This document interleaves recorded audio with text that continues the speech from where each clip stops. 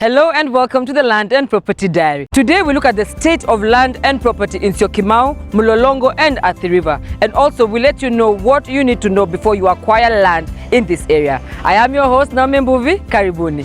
Syokimau, Katani and Athi River are all areas located within the Nairobi metropolitan area in Kenya, each with its own unique characteristics and appeal in terms of land and property. These areas are rapidly developing residentials situated in Machakos County, approximately 20 kilometers from Nairobi's central business district. The area has experienced significant growth in recent years, driven by its relatively affordable housing options compared to Nairobi. Its proximity to the Mombasa-Nairobi railway line, with the Syokimau railway station serving the area, has enhanced its connectivity and attractiveness for commuters working in Nairobi. We talked to Paul Silla of Paul Silla Properties on the rise of these areas. Silla, so good to see you. Nice to see you, Naomi. Biashara ya mashamba umeamua uache? Biashara ya mashamba siwezi acha, not unless you give me a different option anyway. Yeah. Tell me, this area, Syokimau, tuingie Mlolongo, tuingie Athi River, has totally grown. The landscape has changed when it comes to property. Why is the surge there? Affordability.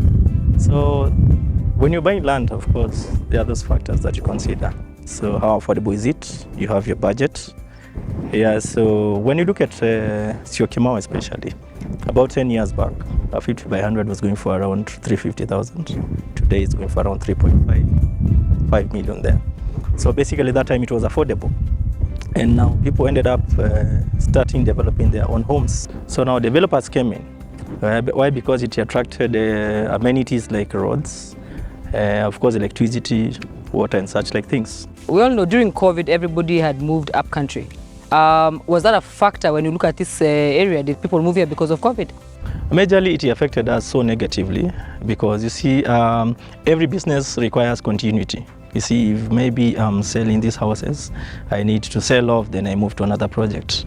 If I have subdivided land to sell, I need to sell and go to another project. However, for the people that maybe had little savings or something like that, were able to start developing their idle land. But I cannot really say that COVID contributed positively.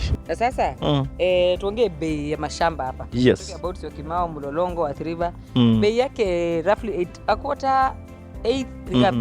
In a nutshell, you'll get 50 by 100 in Syokimau, now 5 million.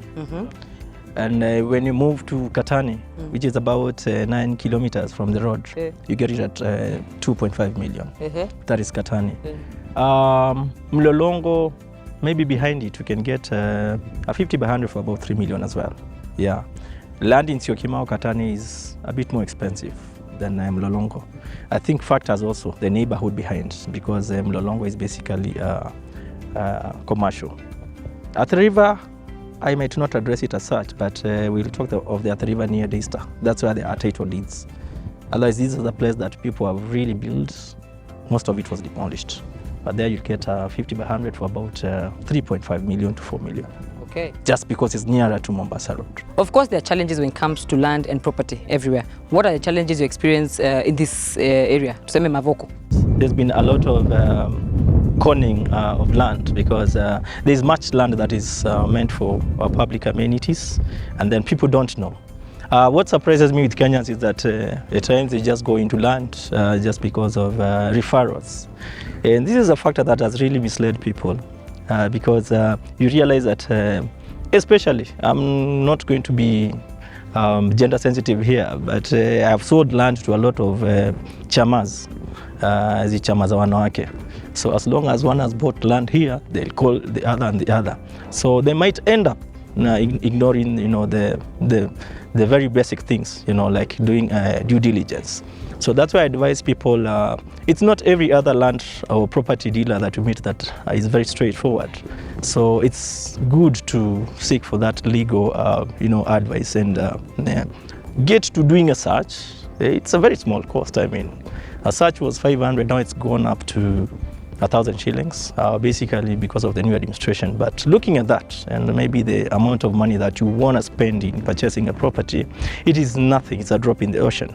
You see, much of the land that is on the road Even when you walk out of this estate and you go outside there, you realize much of the land on the road, people have done shops and anything commercial. But basically this is residential. So if you have to do anything commercial, you have to change the user. So do the search, understand the use for which the land is meant for. Then now from there you can move on.